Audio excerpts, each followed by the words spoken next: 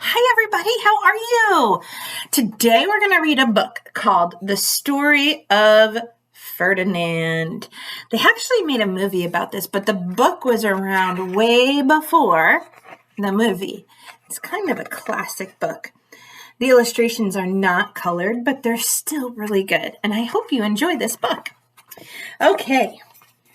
Once upon a time in Spain. Oh, that's another country. There was a little bull, and his name was Ferdinand. All the other little bulls he lived with would run and jump and butt their heads together. But not Ferdinand. He liked to sit just quietly and smell the flowers. He had a favorite spot out in the pasture under a cork tree. It was his favorite tree, and he would sit in its shade all day and smell the flowers. Oops, the sun's shining in my room. Sometimes his mother, who was a cow, would worry about him. She was afraid he would be lonesome all by himself. "Why don't you run and play with the other little bulls and skip and butt your head?" she would say. But Ferdinand would shake his head. "I like it better here, where I can just sit quietly and smell the flowers." Oops, the sun's being tricky today. His mother saw that he was not lonesome, and because she was an understanding mother, even though she was a cow, she let him just sit there and be happy. As the years went by, Ferdinand grew and grew, until he was very big and strong. Most bulls are very big and strong, right? All the other bulls who had grown up with him in the same pasture would fight each other all day. They would butt each other and stick each other with their horns. What they wanted most of all was to be picked to fight at the bullfights in Madrid. There they are, hoping that they could be part of that. But not Ferdinand.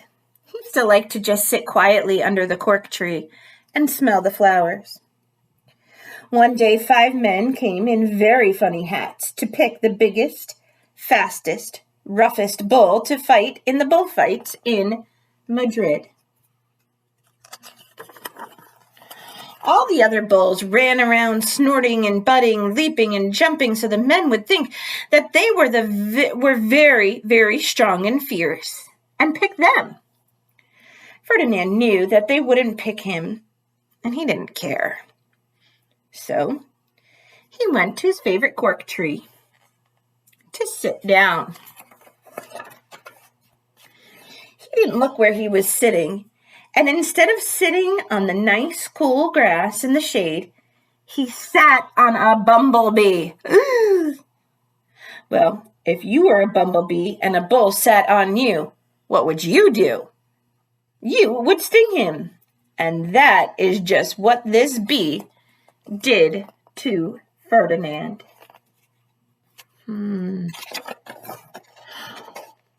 Wow, did it hurt? Ferdinand jumped up with a snort. He ran around puffing and snorting, butting and pawing the ground as if he were crazy. The 5 men saw him, and they all shouted with joy. Here was the largest and fiercest bull of all. Just the one for the bullfights in Madrid. Uh-oh. So they took him away for the bullfight day in a cart. I don't know if you could see that picture because of the sun, but he does not look very happy in that cart, does he? What a day it was. Flags were flying, bands were playing, and all the lovely ladies had flowers in their hair. They had a parade into the bull ring. First came the banderillos with long, sharp pins with their ribbons on them to stick in the bull and make him mad. Next came the picadors, who rode skinny horses and they had long spears to stick in the bowl to make him madder. Then came the matador, the proudest of all. He thought he was very handsome and bowed to the ladies. He had a red cape and a sword and was supposed to stick the bull last of all. Then came the bull. And you know who that bull was, don't you? There he is down here. Ferdinand. Uh-oh, I wonder what he's going to do. He doesn't like these fights. They called him Ferdinand the Fierce, and all the bandoleros were afraid of him, and the picadors were afraid of him, and the matador was scared stiff. Ferdinand ran to the middle of the ring, and everyone shouted and clapped because they thought he was going to fight fiercely and butt and snort and stick his horns around. That's what they thought. But not Ferdinand. When he got to the middle of the ring, he saw the flowers in all the lovely ladies' hair, and he just sat down and quietly smelled. He wouldn't fight and be fierce no matter what they did. He just sat and smelled. And the banderillos were mad, and the picadors were madder, and the matador was so mad he cried because he couldn't show off with his cape and sword. So they had to take Ferdinand home. And for all I know, he is sitting there still, under his favorite cork tree, smelling the flowers just quietly. He is very happy. Ooh, what a wonderful story about Ferdinand.